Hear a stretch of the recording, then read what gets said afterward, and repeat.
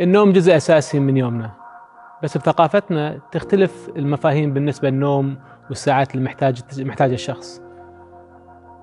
وخاصة الحين مع الوضع الحالي مع الخوف من كورونا، في وايد ناس قاعد يأثر على نومهم من صوب، ومن صوب ناس يمكن مو خايفين لكن لأنه قال ما وراي شيء باكر فأسهر.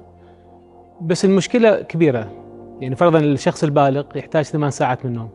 الشخص لما يكون في مستوى الثانوي عمره ما بين 16 و 18 يحتاج 9 ساعات ونص نوم. ليش النوم مهم وليش مهم في ساعات معينة؟ النوم في نوعين، في يسمونه النوم اللاريمي اللي عادة تكون أول نص من الأربع أو 5 ساعات من 9 إلى 8 ساعات واحد نامها، والنوم الريمي. النوم اللاريمي المخ شو يسوي فيه؟ ياخذ الأشياء المعلومات اللي تصير أثناء اليوم، يقط الأشياء المو مهمة ويخلي الأشياء المهمة. تمام؟ بهالمرحلة من النوم دقات القلب تصير خفيفة، الواحد ما يتحرك، يكون براحة، يكون باسترخاء. الجزء الثاني من النوم يسمونه النوم الريمي، الحق REM الرابيد اي موفمنت، العيون تتحرك. هاي الوقت الواحد يحلم فيه. بهالمرحله من النوم شو يصير؟ هالمعلومات هذه المهمه اللي ظلت من الجزء الاولاني من النوم المخ ياخذها ويحطها بمحلات معينه، يركز عليها وتصير جزء من الذاكره وجزء من الشيء الشخص تعلمها. ففرضا اذا تذكرون ايام الثانويه، فرضا لما كان عندكم شيء تحفظونه، يمكن ايات او يمكن شعر، او ممكن واحد منكم يلعب آلة موسيقية، جرب قبل ما ينام وما ضبطها، بس قام من النوم ثاني يوم وما شاء الله 10 من 10 فيها. هاي كلها صار بالنوم.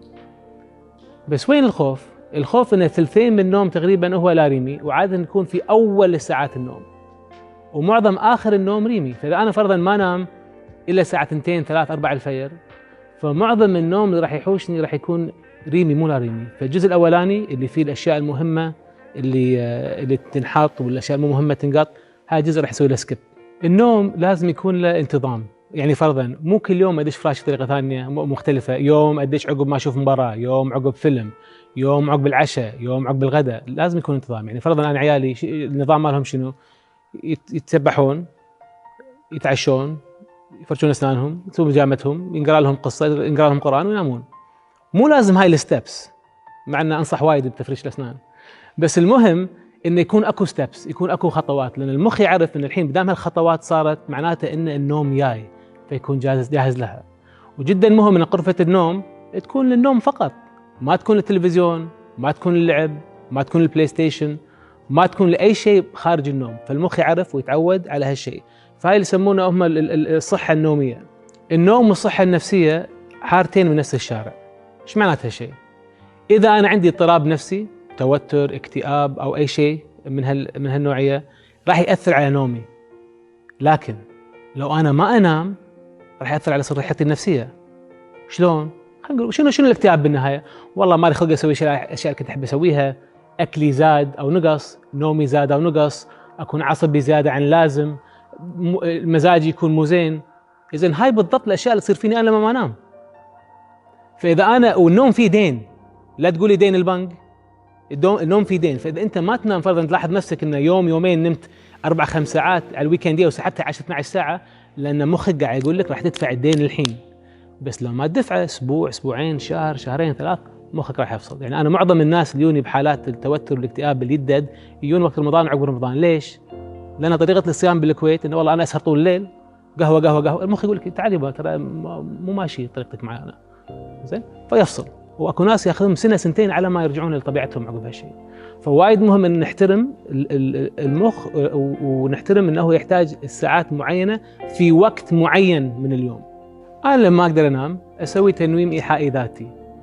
فرضا انا الحين قاعد اطالع الكاميرا، اطالع الكاميرا لمده 30 ثانيه 40 ثانيه الى ما الكاميرا شويه تغبش قدامي، ولما تغبش اخذ عيني واطالع شيء على يمين الكاميرا، ارجع الكاميرا، شيء على يسار الكاميرا، ارجع الكاميرا، شيء فوق الكاميرا، ارجع الكاميرا، تحت، ارجع.